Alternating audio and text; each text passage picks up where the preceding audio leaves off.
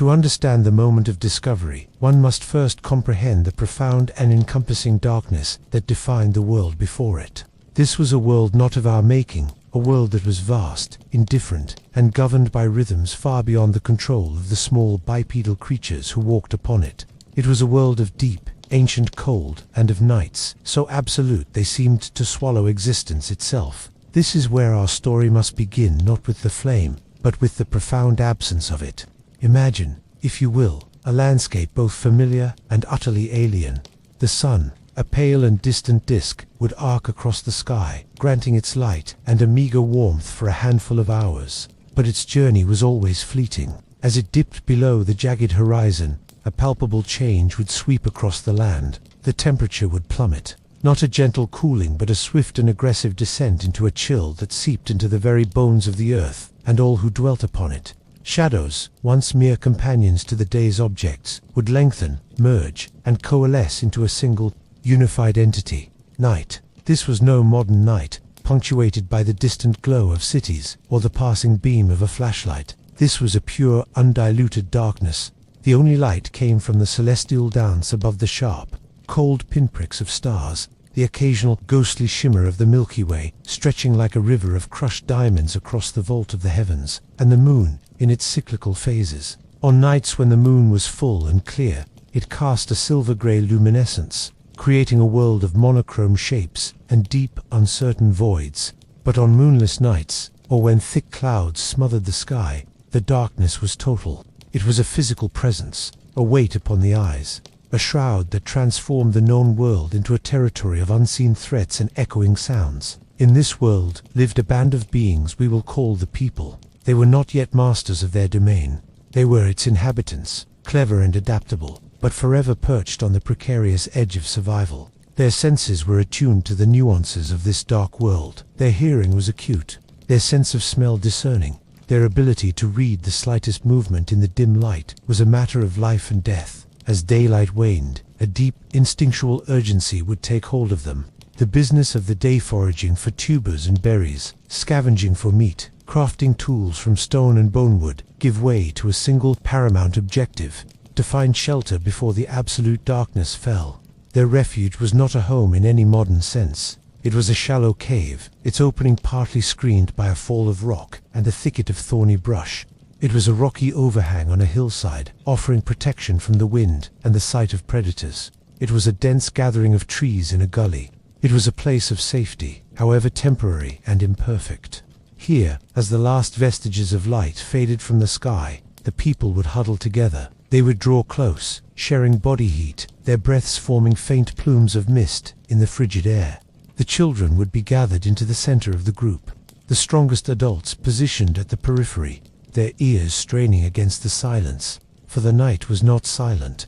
It was a symphony of unseen life and lurking danger. The cough of a hunting lion, a sound that vibrated through the chest with primal terror, would echo from somewhere in the blackness.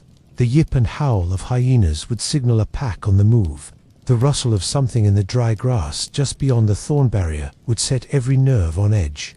The world was full of predators with eyes far better suited to the dark than their own. The fear was constant, a cold knot in the stomach that was as much a part of the night as the air they breathed. And the cold was a predator in its own right. It was a slow, insidious thief that stole heat from their bodies hour by hour. Without a way to generate warmth externally, they relied entirely on their own metabolism and the shared warmth of their clan. The very young and the very old were vulnerable, their lives often claimed by a chill that would not loosen its grip.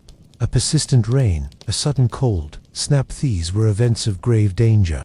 They shivered through the long, dark hours, waiting, always waiting for the slow, grey light of dawn to creep back into the sky. Their world was defined by these two states: the manageable struggle of the day, and the vulnerable, fearful stasis of the night.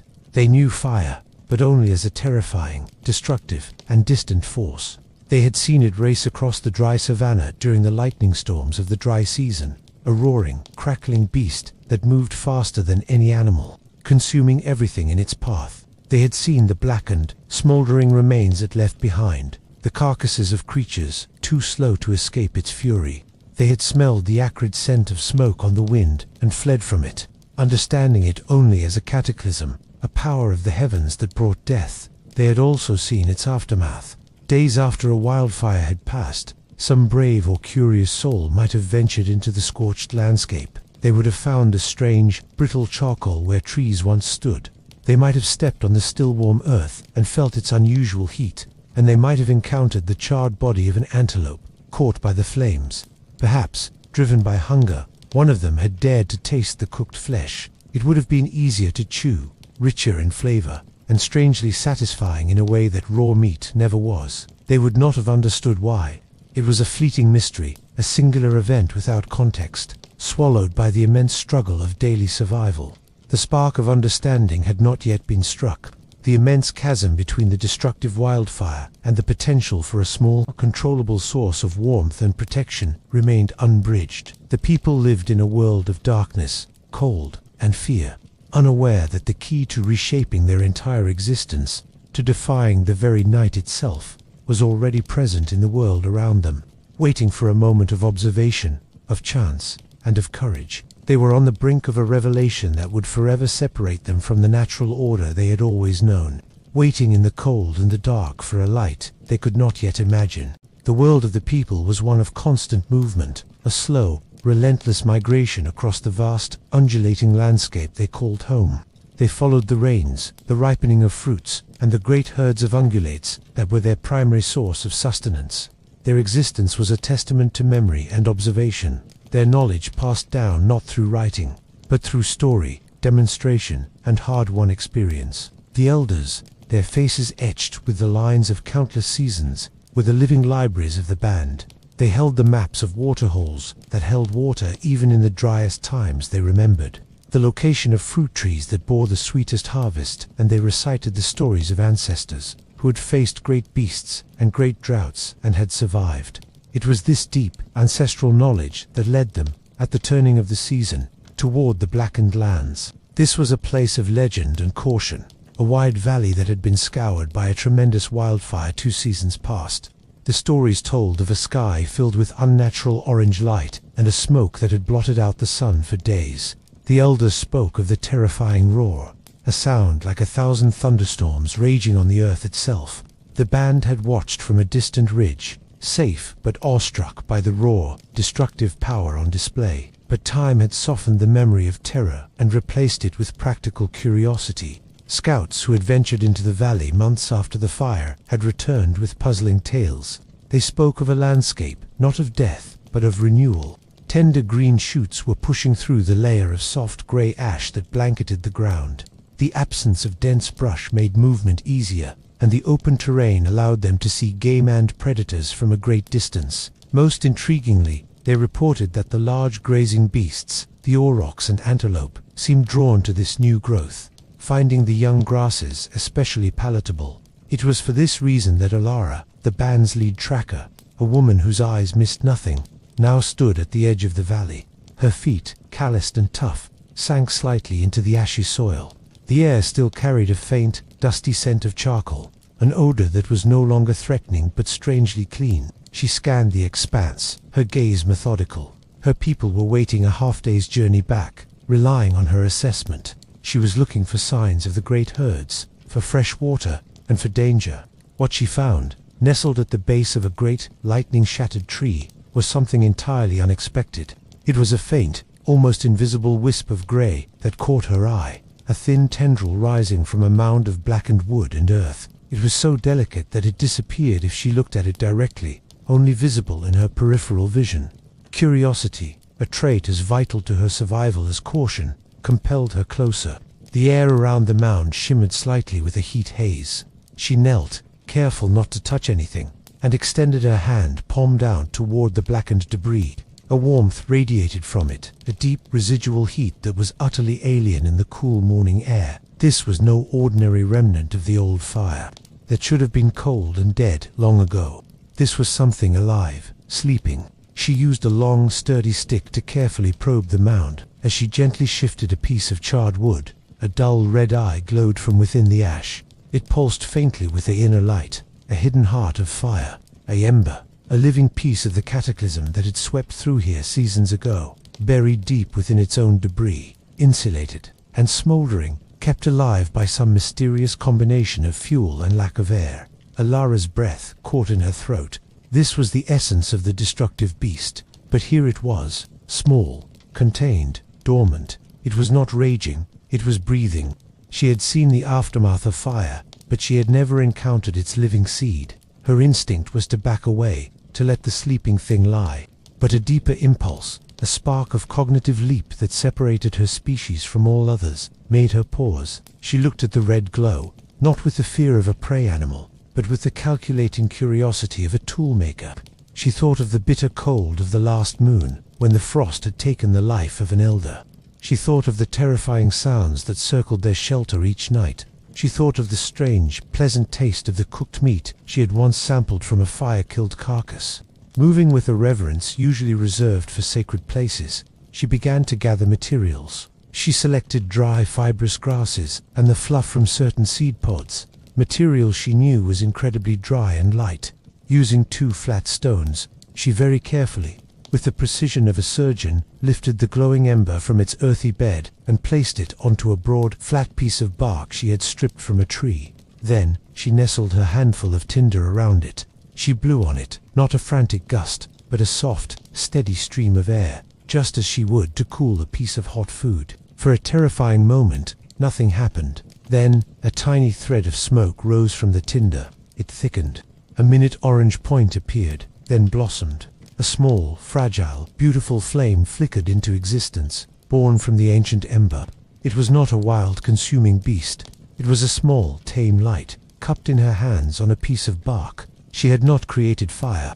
She had discovered how to wake it. She had become its keeper. The journey back to her band was the most careful and anxious of her life. She walked slowly, the bark cradle held level before her, her eyes constantly feeding the tiny flame with small twigs and dried leaves. She learned, through immediate trial and error, what it liked to eat dry, fine things first, then larger sticks as it grew stronger.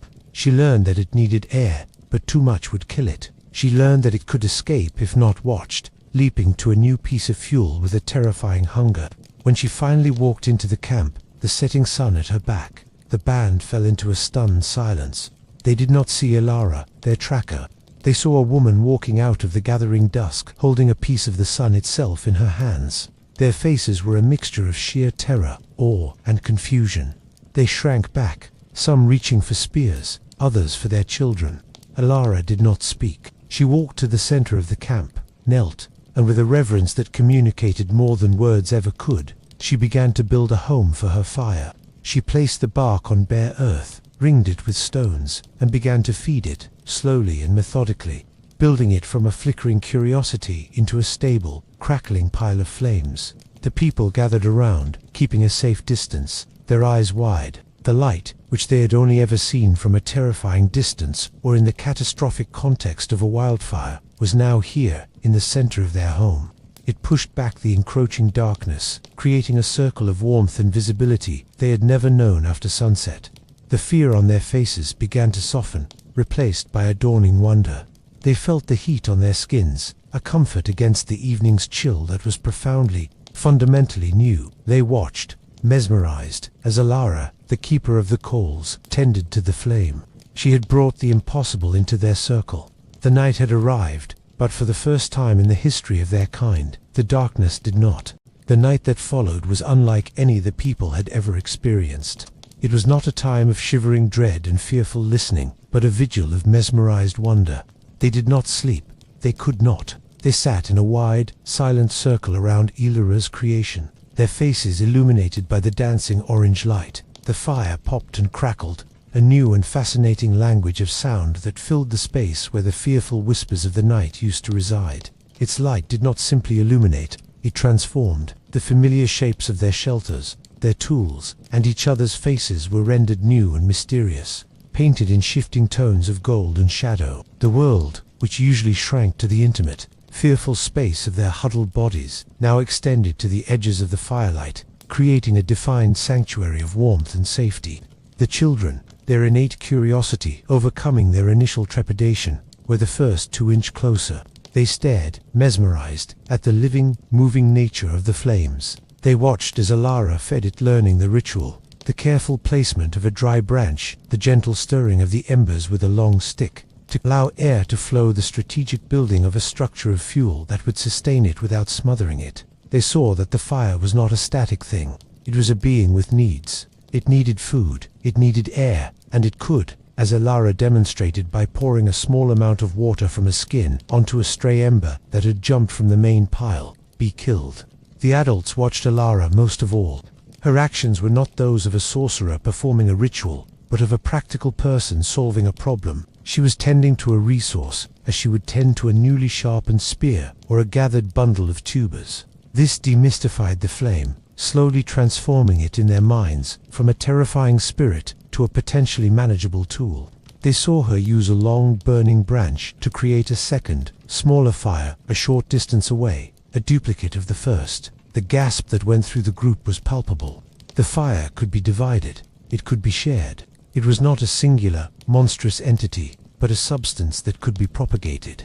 Then came the first accidental discovery.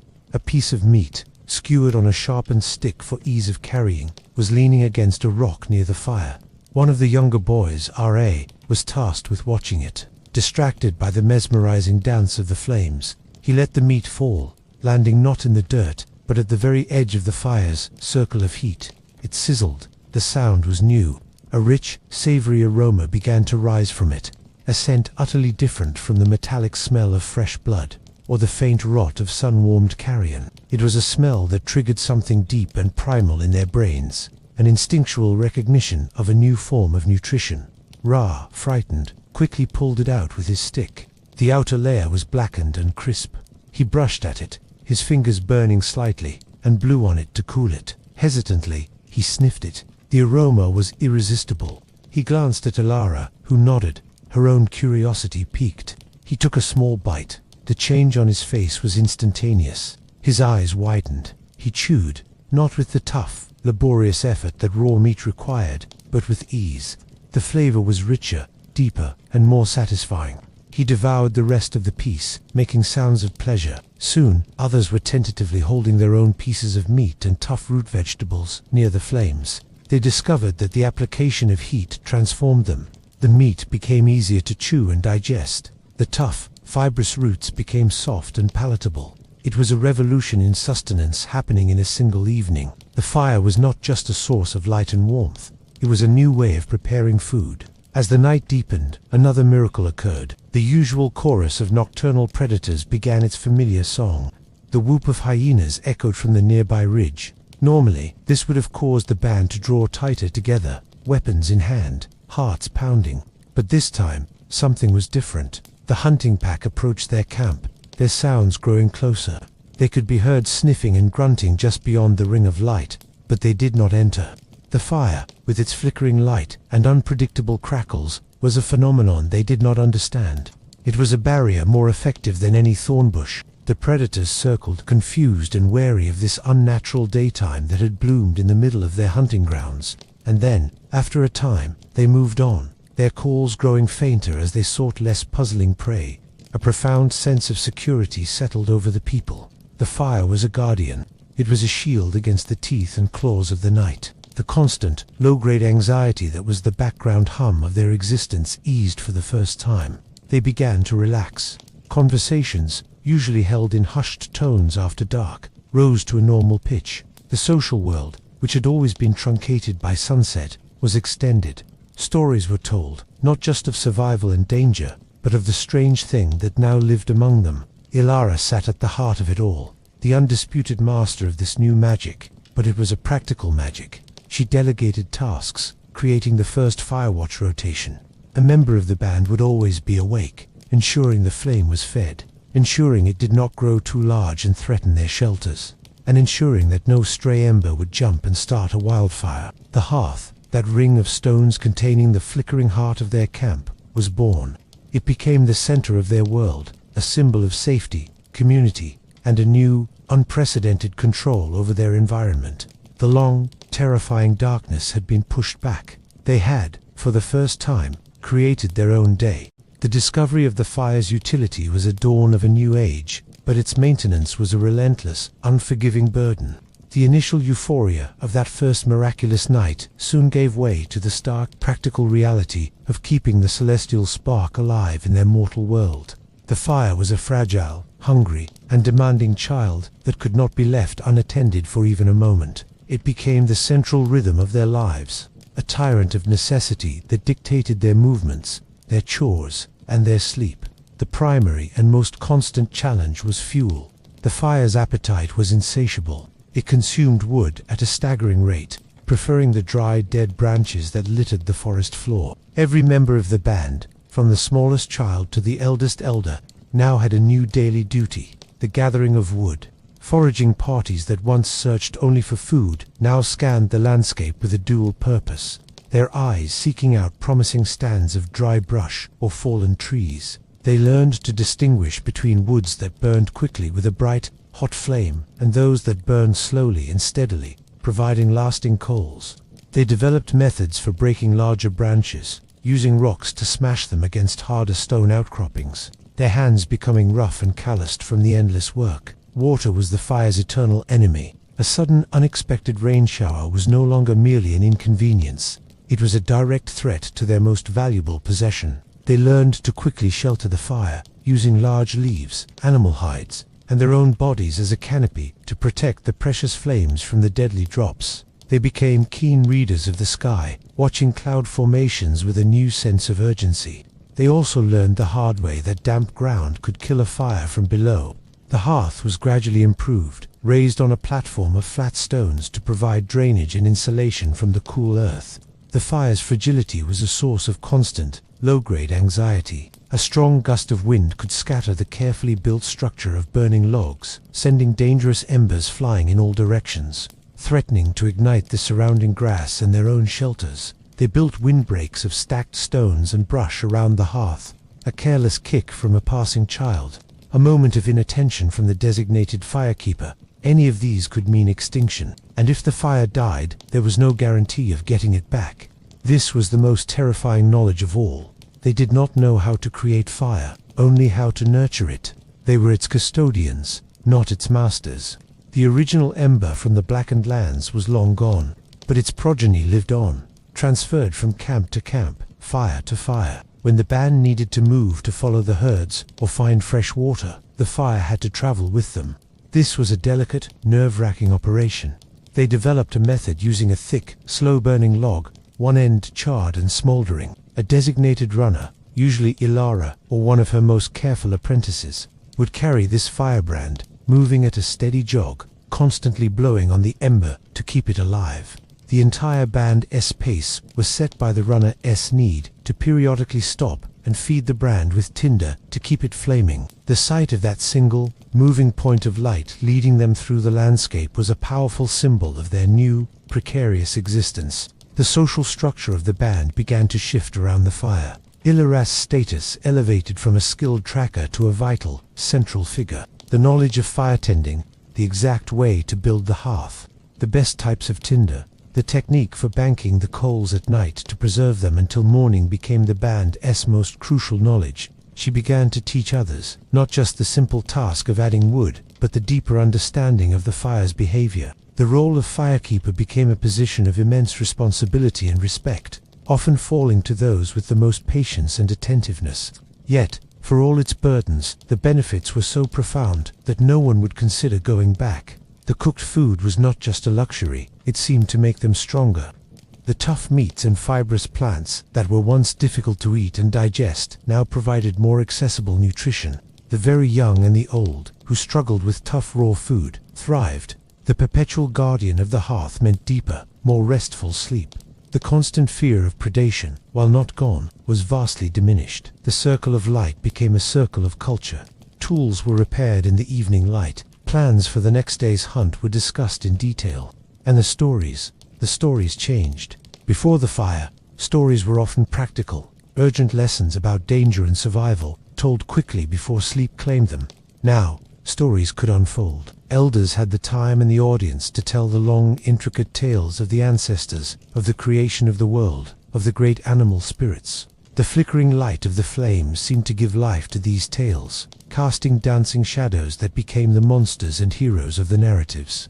The collective knowledge and mythology of the people deepened and became more complex. All because the dark hours were no longer a time of silent fear, but a time of community and shared imagination. They had tamed the fire's immediate fury, but it remained a capricious force. They lived in a state of symbiotic dependence, their lives irrevocably woven with the life of the flame. They carried its warmth and light with them, but they also carried the crushing weight of its maintenance and the haunting fear of its loss. They had stolen a piece of the sun's power, but they did not yet know how to summon it themselves. They were living on borrowed light, and the question hung in the smoke-filled air every single day. What would they do when it finally went out?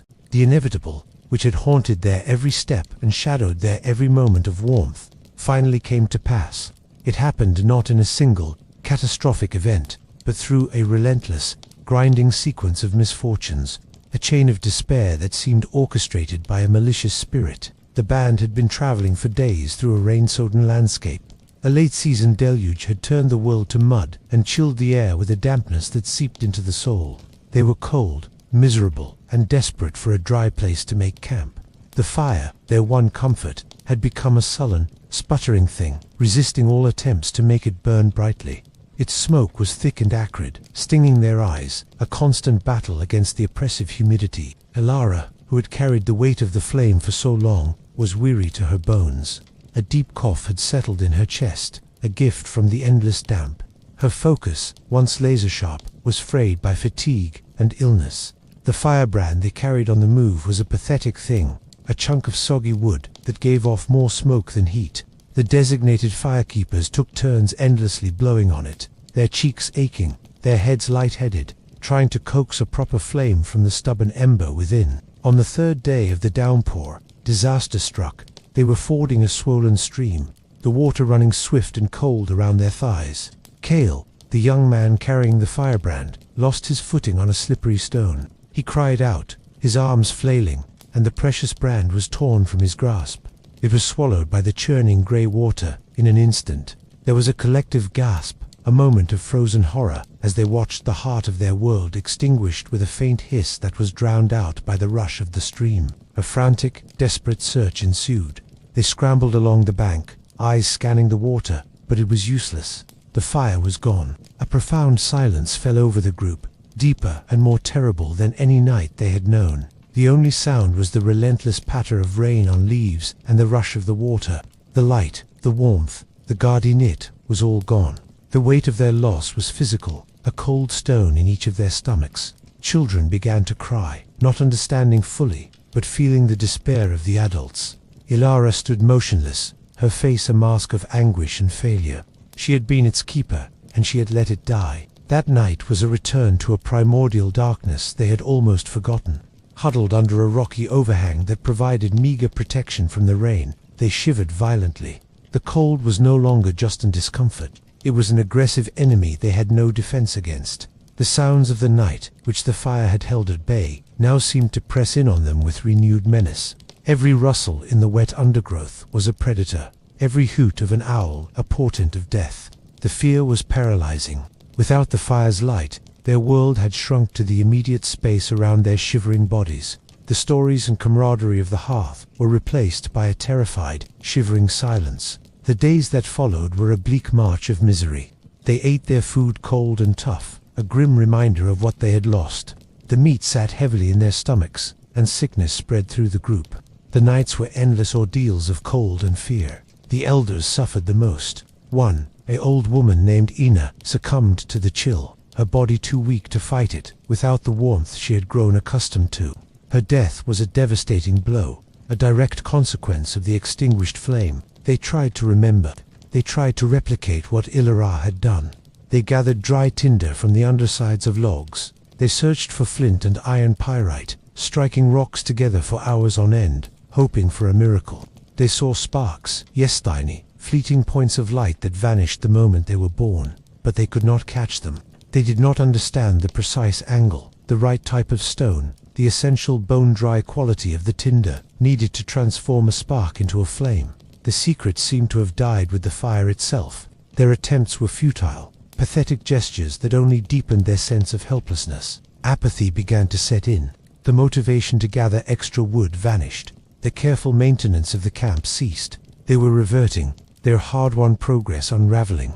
The world felt larger, colder, and more hostile than it ever had before. They had tasted mastery, and its absence was a bitterness far worse than never having known it at all. Alara, racked with guilt and sickness, became a ghost of her former self. She spent hours staring at the blackened, cold spot in the center of their camp, where the hearth had been.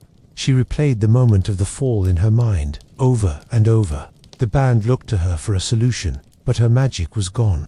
The hope that had flickered within them, mirroring the flame they tended, was now as dead and cold as the ashes they sifted through in vain. They were once again creatures of the day, utterly subject to the whims of the night. The memory of the fire became a painful, beautiful dream, a story they would tell of a time when they had held light in their hands. But it was a story that now seemed like a myth, a tale of something that could never truly be real again. They were back in the age of darkness, and it felt eternal. The loss of the fire did not break Alara. It forged her into something new, something single-minded and relentless. The cough that had taken root in her chest lingered, a constant rasping reminder of the cold that had followed the flame's disappearance, but it became secondary to a new all-consuming purpose. The memory of the warmth, the light, the safety. It was not a fading dream for her. It was a ghost that haunted her waking hours, a tangible absence that she was determined to fill. The band had accepted their return to the old ways. Their spirit diminished, but Alara could not. She had touched the sun, and she would not spend the rest of her life in the cold. Her failure at the stream was not an end, but a beginning.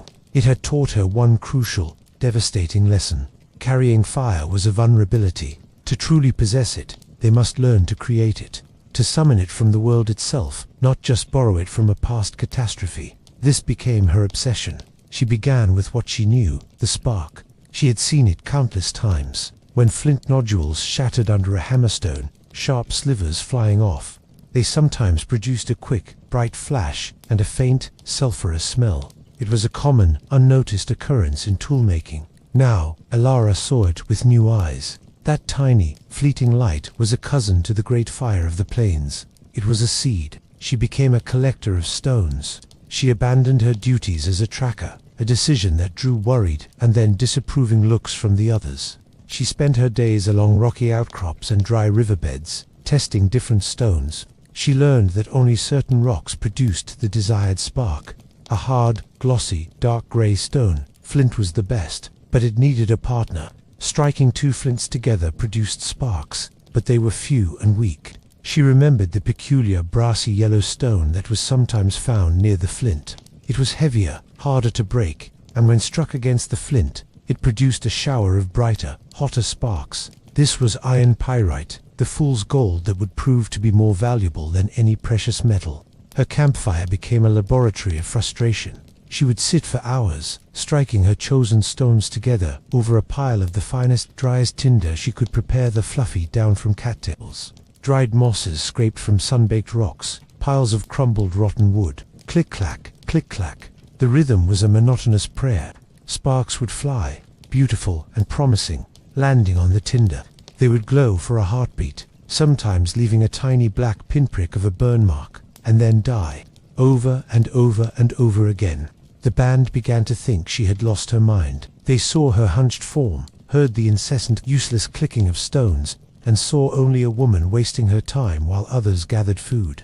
They murmured that the fire had stolen her wits. Children would sometimes mimic her, clicking pebbles together and laughing.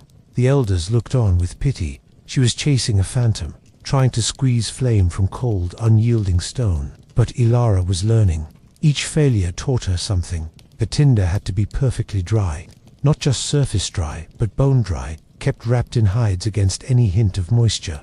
The spark had to land in the tinder, not just on top of it. She learned to shape the flint into a sharper edge, to strike it with a precise, glancing blow against the pyrite to shear off a larger, hotter sliver of metal. She developed a technique of holding the tinder bundle just so, in a small depression in a piece of wood, to cup the sparks and give them a chance to catch. Weeks turned into moons. Her hands were cut and bruised from the sharp stones. Her arms ached from the repetitive motion. Her obsession isolated her. She was no longer a part of the social fabric of the band. She was a solitary figure on its periphery, consumed by her quest. The breakthrough came on a day of intense, dry heat. The sun had baked the land, sucking every drop of humidity from the air. Ilara had prepared a perfect nest of cattail down, so fine it looked like smoke itself. She struck her stones. A particularly large, bright spark shot out, arcing through the air and landing deep within the heart of the downy nest. It did not die immediately. It glowed, a persistent red eye. A wisp of smoke, so thin it was almost invisible, curled upward. Ilara's heart stopped. She froze, not daring to breathe. This was different. This was new. With a trembling hand, she carefully, so carefully, lifted the nest to her lips. She blew on it, the softest, most steady stream of air she could manage, as if whispering a secret to the spark. The wisp of smoke thickened. The red glow intensified, spreading through the down.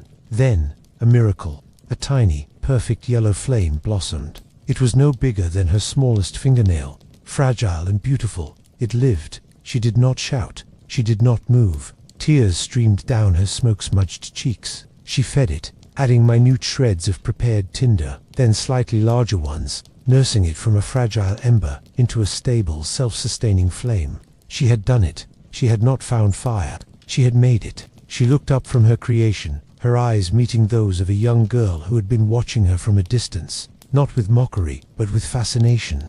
Ilara smiled, a genuine, triumphant smile for the first time in moons. She had not just created fire, she had created the first spark of understanding in another. The knowledge would not be lost again. The power was now theirs to summon. The age of darkness was truly over. The flame that Ilara nurtured from stone and breath was more than just a renewal of light and warmth. It was the birth of a new craft. Her success transformed her from an object of pity into a figure of awe and immense practical importance. The endless, frustrating clicks of stone on stone were now understood, not as madness, but as a sacred, powerful ritual. She was no longer just a keeper. She was a maker, an artisan of flame. The band gathered around, not with the terrified awe of that first night, but with a deep, reverent curiosity. They watched her every move as she demonstrated the process, not just once, but over and over, until her arms trembled with fatigue. She showed them the specific stones, the hard, glassy flint that had to be knapped into a sharp, biting edge, and the heavier, brassy iron pyrite that served as the striker. She taught them the preparation of the tinder nest, emphasizing the life-or-death importance of absolute dryness. She demonstrated the precise, glancing streaker swift, downward scrape that sheared off a sliver of white-hot metal and the crucial act of gently blowing life into the resulting ember. It was a difficult skill, far more complex than simply adding wood to an existing fire. It required patience, a steady hand, and an intuitive understanding of materials. Not everyone could do it. Some lacked the fine motor control for the strike.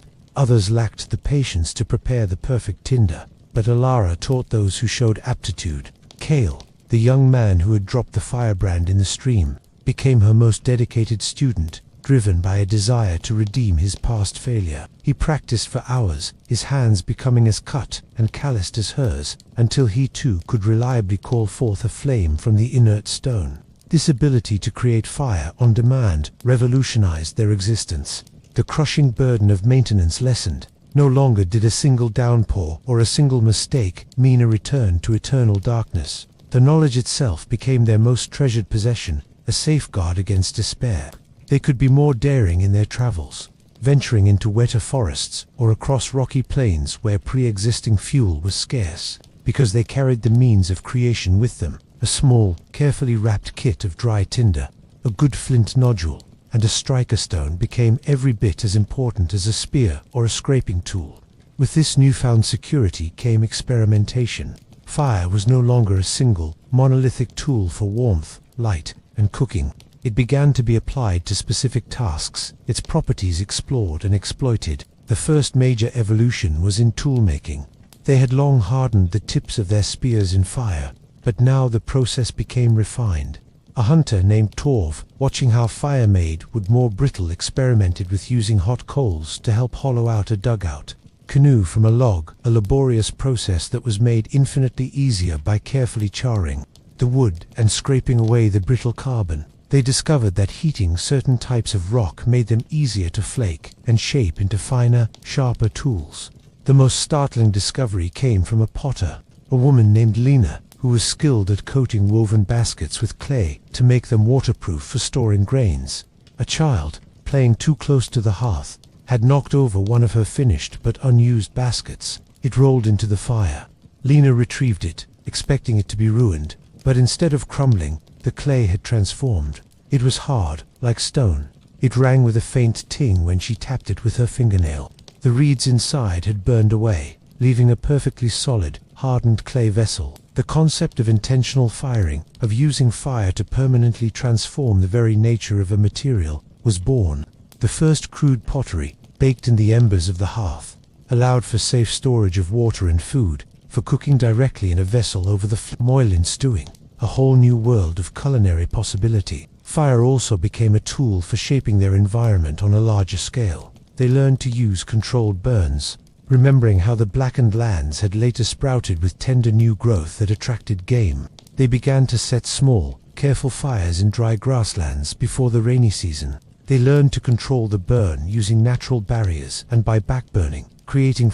This practice cleared out old, tough brush, encouraged new growth to feed the herds they hunted, and made traveling through the area easier. They were no longer just reacting to wildfire. They were harnessing its ecological power. The role of the firemaker became specialized. While many could start a fire in ideal conditions, the true artisans like Alara and Kale were called upon for the difficult tasks, starting a fire in high humidity, creating the intense concentrated heat needed for tool working, or managing the slow smoldering burn required for smoking and preserving meat for long journeys. The hearth remained the center of camp, but its nature changed. It was no longer just a source of comfort.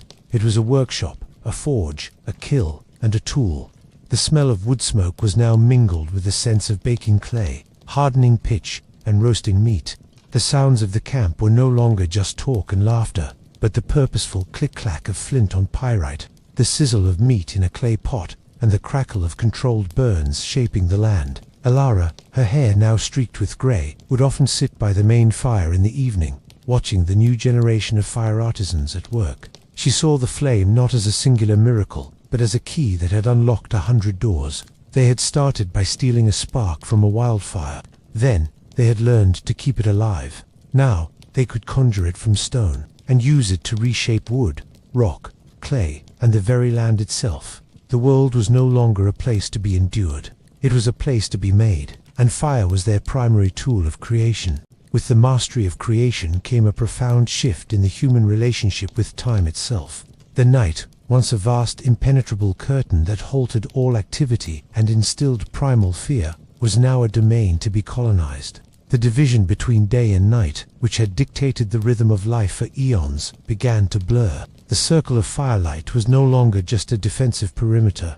It was an outpost of day, a bubble of extended possibility pushed into the heart of the darkness. The most immediate change was the reclamation of the evening hours for complex social and cultural development. The extended light allowed for activities that required concentration and fine motor skills, tasks that were too difficult by the faint, silvery light of the moon. In the warm, steady glow of the hearth, the artisans of the band flourished. The toolmaker, once limited to daylight hours, could now sit and painstakingly pressure flake a spear point, his hands working with precision in the unwavering light. The weaver could continue her work on intricate baskets, and later, on simple looms, her fingers guiding strands by firelight long after the sun had set. The act of creation was no longer bound by the sun's schedule. This expansion of waking hours also fed the human mind. The stories told by the elders evolved. They became more than just oral histories or practical lessons. They became epics. With time to unfold properly, the tales grew in complexity, with richer characters, more elaborate plots, and deeper moral teachings. The flickering shadows cast by the flames were incorporated into the narratives, becoming acting players: the looming giant, the flitting spirit, the stalking beast. Theatrics and mimicry were born around the hearth, with storytellers using their voices and bodies to act out the parts of heroes and animals. The firelight stage was the first theater, and it gave birth to a more sophisticated mythology and a stronger, more cohesive cultural identity. Music, beyond simple rhythmic clapping, found its voice. Someone discovered that a stretched hide over a hollow log, when placed near the fire to dry and tighten, produced a deeper, resonant sound when struck. A bone flute, carefully crafted with a hot needle to bore finger holes, could produce plaintive melodic notes that soared over the crackle of the flames. These first instruments gave rise to songs, not just chants, but structured melodies that told stories, expressed sorrow, or celebrated a successful hunt. The firelight gathering became a concert, a place of shared artistic experience that strengthened social bonds. The concept of planning and strategy was also transformed. The hunt could be discussed in meticulous detail. Scouts could draw maps in the dirt, illustrating the lay of the land, the movement of the herds, and the locations of waterholes, all illuminated by the fire. Complex plans for seasonal migrations, for coordinating drives to funnel game, or for constructing traps could be devised and debated at length. The ability to think strategically, to use collective intelligence to solve problems, was exponentially enhanced by these extended periods of focused discussion. The firelight was the first conference room. Even the deepest human emotions found new expression in this conquered darkness. The fear of the night was replaced by a contemplative intimacy. Couples could steal moments of privacy at the edge of the light, their conversations unheard by the rest of the band. The shared experience of warmth and safety fostered a new level of emotional connection and tranquility. The darkness beyond the fire was no longer a void filled with monsters, but a peaceful blanket that wrapped their small island of light and community. Parents could soothe frightened children not just with words, but by simply pointing to the guardian flame and the circle of alert, watchful adults. The rhythm of sleep itself changed. The terror-induced fitful dozing of the past was replaced by deeper, more restful slumber. The security provided by the fire allowed for a true relaxation of the body and mind. People felt safer to dream. This improved rest had tangible effects: better health, sharper minds during the day, and a greater overall resilience. The night watch, once a tense vigil against existential threats, became a quieter, more philosophical duty. The firekeeper, tasked with feeding the flames, would sit for hours in the profound quiet of the world at rest. They would watch the stars wheel slowly overhead, their patterns becoming familiar, their movements predictable. They would listen to the sounds of the night, the insects, the distant calls of animals not as alarms, but as the natural music of the world. This solitary watch fostered the first inklings of astronomy and a deeper, more observational connection to the natural world. It also provided time for introspection, for a person to be alone with their thoughts in a way that was rarely possible during the busy day. The taming of the night was perhaps the fire's most subtle yet profound gift. It did not just provide light, it provided time, precious, usable, productive time. It allowed human culture, technology, social structure, and thought to deepen and complexify at an accelerated pace. The day was for action, for hunting and gathering. The night, now, was for making, for thinking, for sharing, and for being. The world had grown smaller, safer, and infinitely richer. The long, dark hours had been transformed from a time of fear into a sanctuary for the human spirit. As the mastery of fire wove itself into the very fabric of their existence, a new class of individual began to emerge from within the band, their importance growing with each passing season. They were not the strongest hunters, nor the most skilled toolmakers, nor the revered firemakers like Allah. They were the rememberers, the first true storytellers.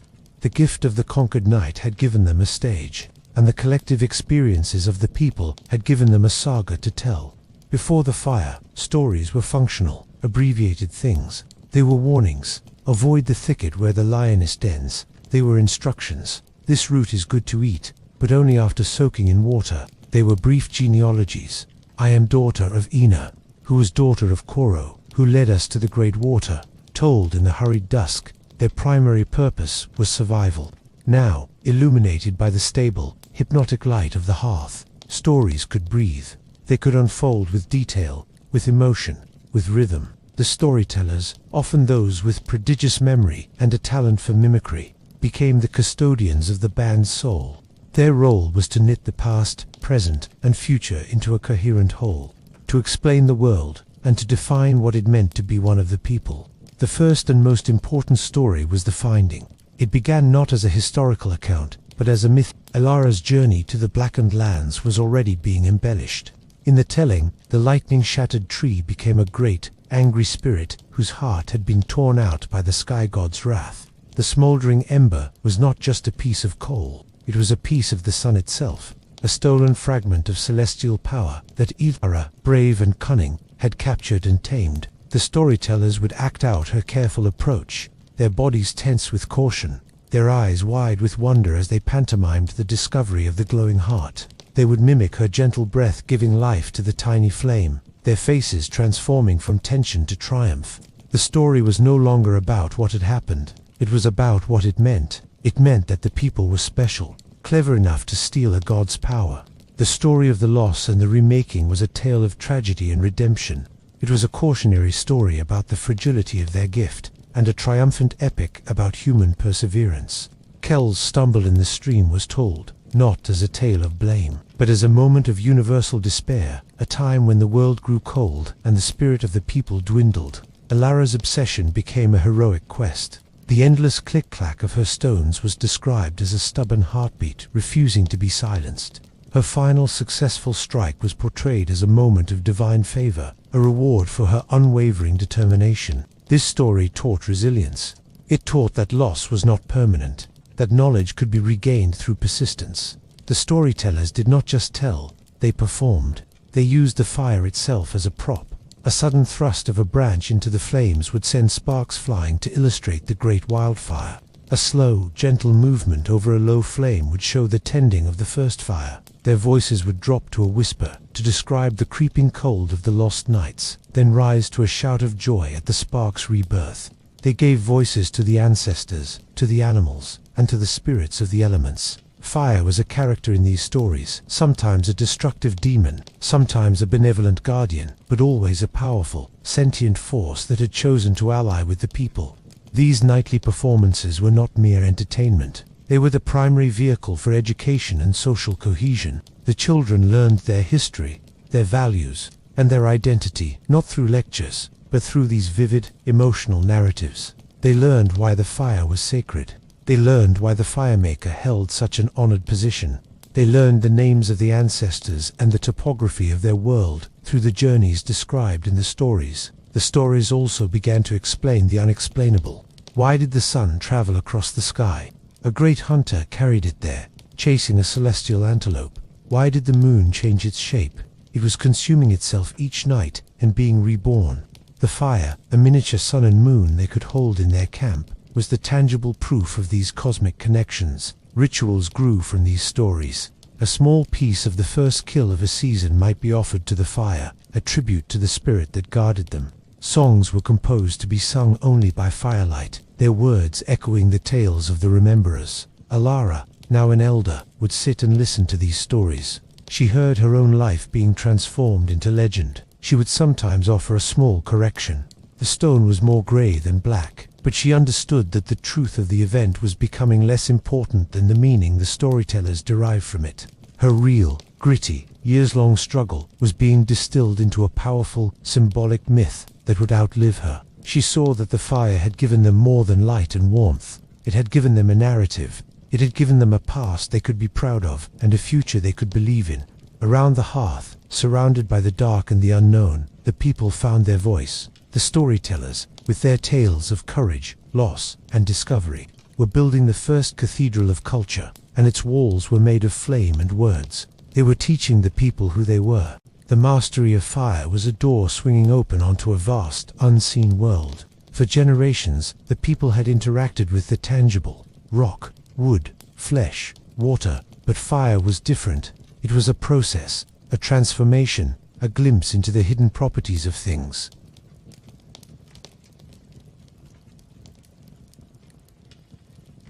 This new exploration began with the most basic element of their existence: food. Cooking had begun as a happy accident, but under the steady light of the hearth, it evolved into a sophisticated art. They discovered that different foods responded to fire in unique ways. Meat could be roasted quickly on a spit over licking flames for a seared, flavorful crust, or it could be slow-cooked in the embers for hours, becoming so tender it fell from the bone. They learned that some tubers, inedible and hard when raw, became soft, sweet, and nutritious after baking in the hot ashes. They discovered that heating certain nuts made them easier to crack, and their oils more fragrant. But the revelations went beyond taste and texture. They noticed that the people who ate cooked food, especially the very young and the old, grew stronger and fell sick less often. The endless, grinding labor of chewing tough raw meat and fibrous plants was reduced, and the energy once spent on digestion seemed to be freed for other purposes. Fire was pre-digesting their food, breaking down toxins and complex structures, making more calories and nutrients available to their bodies. This unseen physiological change was perhaps fire's most profound gift, fueling the development of larger brains and more complex social structures, though the people only knew it as a feeling of strength and well-being. The transformative power of fire extended beyond food to the very materials they used. The potter, Lena, was no longer just accidentally firing clay. She became an experimenter. She discovered that different clay deposits from various riverbeds reacted differently to heat. Some withstood the fire's heat beautifully, becoming hard and resilient. Others cracked or shattered. She learned to temper the clay with sand or crushed shell to prevent cracking. She began to shape the clay not just for function, but for form, creating vessels with elegant curves and applying simple decorative marks with a stick before firing. She had unlocked the secret of ceramics, of creating artificial stone from common earth. The toolmakers made their own leap. They had long used fire to harden spear points, but now they watched what happened when certain unusual rocks were left in the hottest part of the fire. They found nodules of a dull, heavy, reddish stone copper that after a long stay in the coals and being struck with a hammerstone would become malleable. It could be pounded into shape, unlike any stone they knew. It could be worked into a sharp point, a fishhook, or a decorative bead. The process was slow and the source material rare, but it was a revelation. Fire could soften stone. It could change the very nature of matter. This was the first faint glimmer of metallurgy, a science that would reshape the world, born from curious observation by a fireside. Fire also became their first chemist.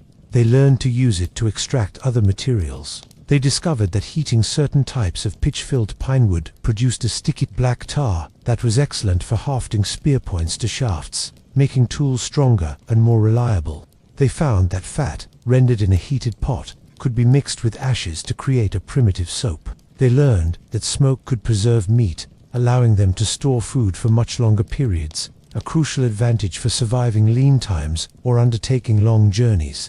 Even medicine was transformed. The healers of the band began to use fire to sterilize. They would heat the sharpened shells they used for lancing infections. They would boil water in their new clay pots to make healing teas from herbs, discovering that hot water extracted the properties of plants far more effectively than cold. They used warm compresses to soothe aching muscles. The fire, which could cause such terrible burns, could also be harnessed to promote healing. Each of these discoveries was a thread pulled from the fabric of the unknown. The people were no longer just living on the surface of their world. They were probing its depths. The flame was their probe. It asked questions of the materials they placed in it. What are you truly made of? What can you become? And the answers it gave in the form of hardened clay, softened metal, preserved meat, and nourishing broth were expanding their understanding of reality itself. Sitting around the hearth, they were no longer just a band of hominids seeking warmth. They were the first alchemists, the first materials scientists, the first chefs. They were peering into the unseen world within the flame, a world of transformation and potential, and they were learning to command it. The fire had become their teacher, and its lessons were rewriting the rules of existence.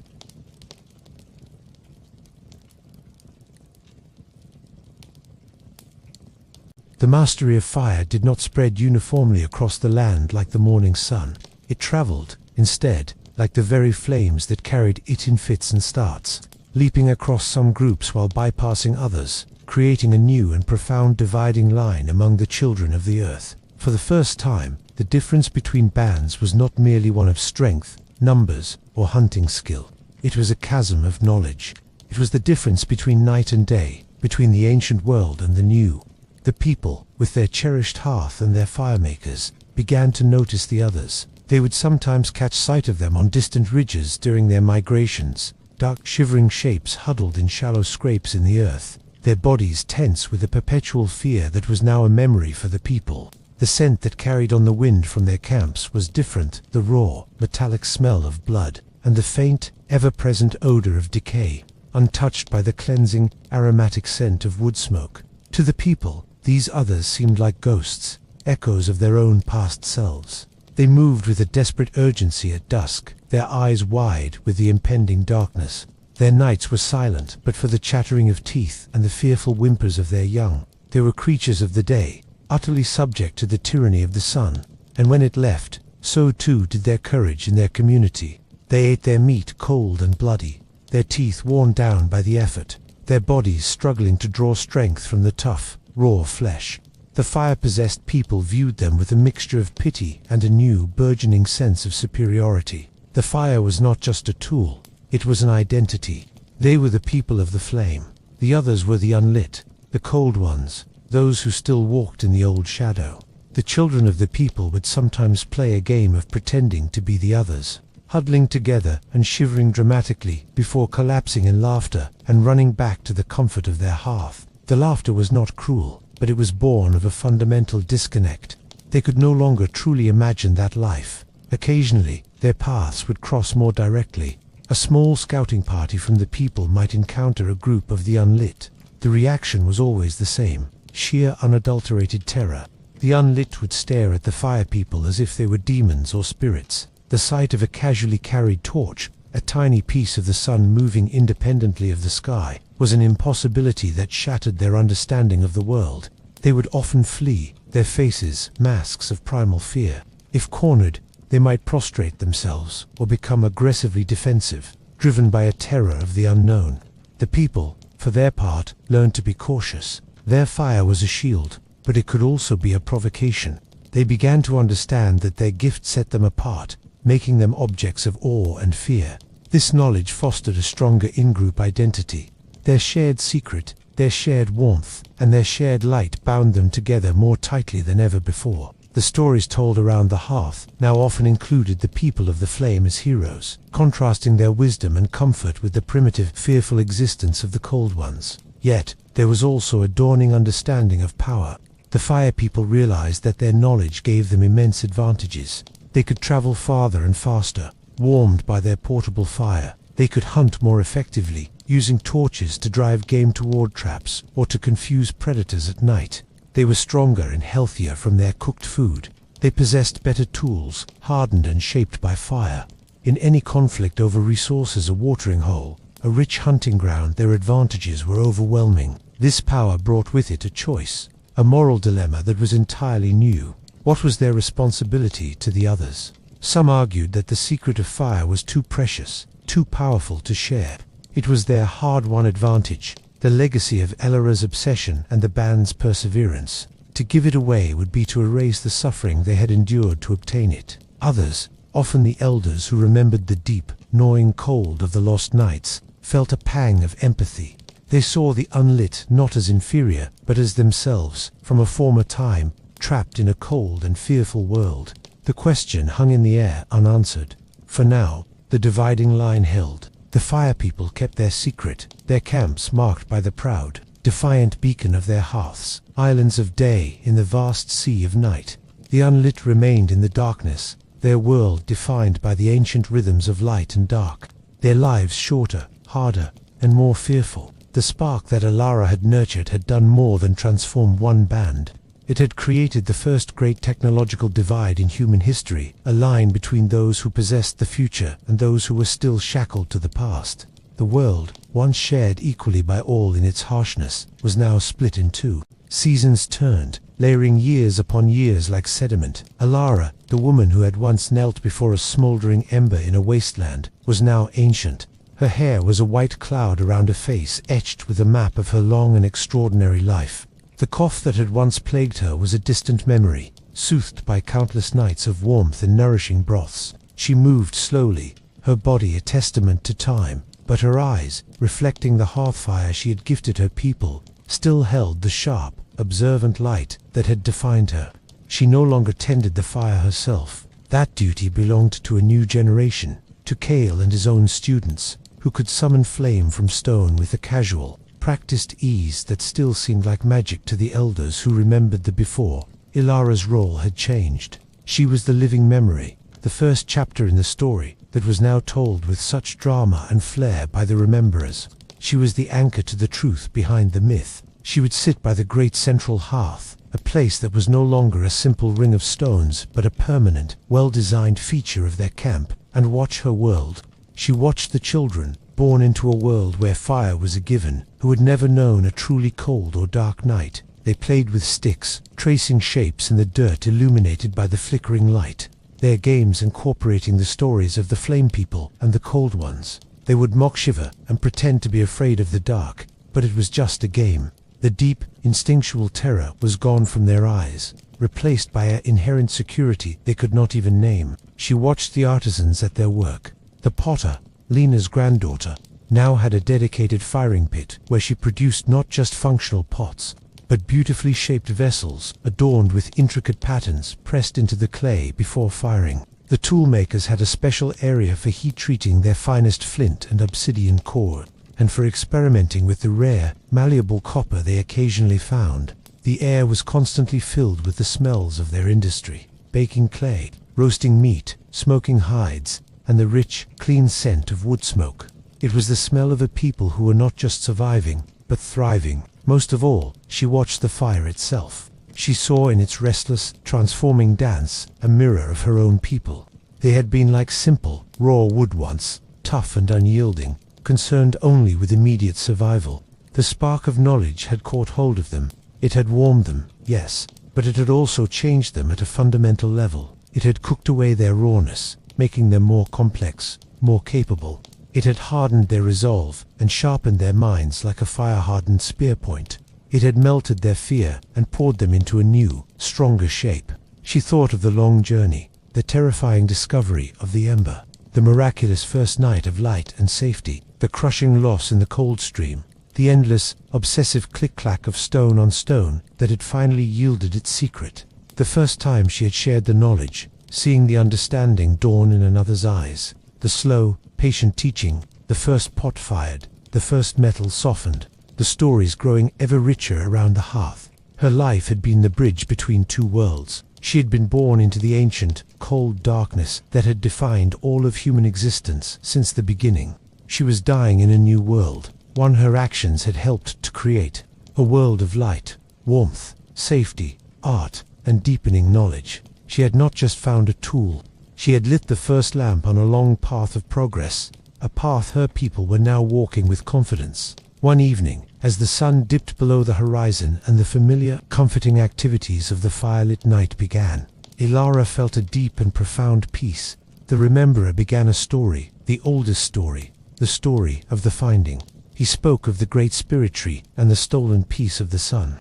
Ilara smiled softly, listening to the myth that had grown from the seed of her real, gritty struggle. She looked around the circle at the faces of her people, well-fed, healthy, engaged, safe. She listened to the sound of a flute weaving a melody through the words of the story. She smelled the stew cooking in a clay pot. She felt the warmth of the flames on her skin, a warmth that had become the background sensation of her life. She closed her eyes, the image of the fire imprinted on her eyelids. The legacy of the spark was not just the flame itself, nor the pots, nor the better tools. It was the confidence in these faces. It was the complexity in the stories. It was the curiosity to ask, what happens if we heat this? It was the time to dream and create after the sun was gone. It was the end of the long, fearful night of the human spirit. Ilara, the first firemaker, took a last, deep breath, scented with wood smoke and community, and her journey was complete. She had delivered her people from the darkness. The spark was safe now. It was in their hands, and in their minds, and it would never go out again. The age of fire had begun. Generations flowed like water after a storm, smoothing the sharp edges of memory into the gentle contours of legend. The specific details of Ilara, of Kale, of the lost fire and its remaking, blurred and merged into the foundational myths of the people. They became the first ones, the culture heroes whose deeds were told and retold, their humanity receding behind a veil of symbolic power. The story of the stolen sunfire was now a sacred narrative, told during the longest night of the year to ensure the sun's return. The band that had once huddled in a shallow cave was no more.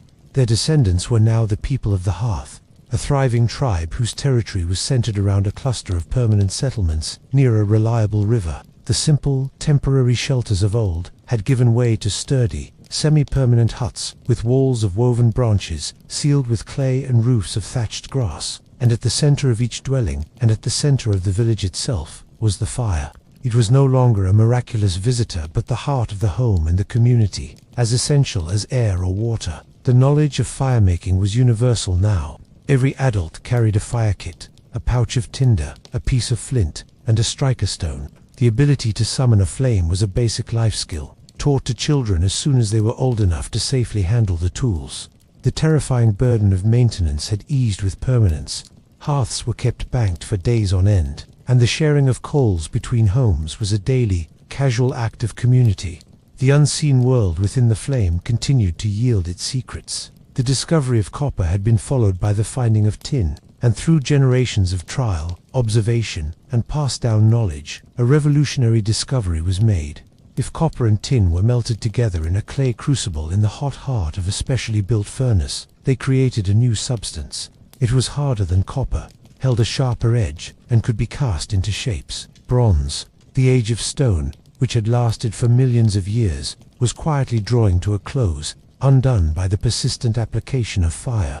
With bronze came new possibilities: sturdier axes for clearing land, sharper saws for woodworking, lethal swords and spearheads that changed the nature of conflict. The dividing line between the fire people and the cold ones had become an unbridgeable gulf. The few scattered bands of the unlit who remained were pushed to the most marginal lands, their way of life a fading echo of a forgotten age. The people of the hearth now wielded a power that would have been unimaginable to their ancestors. But the most profound legacy of that first spark was not in the tools or the weapons. It was in the human mind. The conquered darkness had granted the gift of time, and that time had fertilized thought. Around hearths and in the new communal spaces, the rememberers had evolved into something more.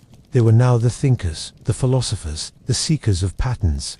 They looked at the fire and saw more than warmth. They saw a metaphor. They saw the sun, a distant fire in the sky. They saw the stars, perhaps distant embers. They began to wonder not just how the world worked, but why. The rituals that had grown from stories became more complex, designed to appease the spirits of the flame, the sun, and the rain. They began to build structures not just for living, but for meaning: stone circles, aligned with the sun's movements, burial mounds for their honored dead. The first primitive temples where a sacred eternal flame was kept burning, a direct descendant of Ilara's first hearth. The unquenchable flame was no longer just the physical fire they tended. It was the spark of curiosity that had driven Ilara to nurture the ember. It was the spark of innovation that had led to pottery and metallurgy. It was the spark of storytelling that had given them a past and a future. It was the spark of wonder that looked at the universe and asked questions. From a single, fragile ember in a forgotten valley, a chain of discovery had been ignited that would never be extinguished. It would lead them from bronze to iron, from villages to cities, from myth to science. It would light the way into the deepest caves of the earth, and eventually guide them to the stars. The journey had begun with a simple, monumental act: the decision to carry the light, to protect it, to learn from it, and to pass it on. The first humans had discovered fire, but in doing so, they had discovered something even more powerful: their own potential. They had begun to build a world within the world, a human world, defined by light, warmth, and an endless, burning desire to know more. The long night was over. The dawn of civilization had begun, and it was lit by a flame.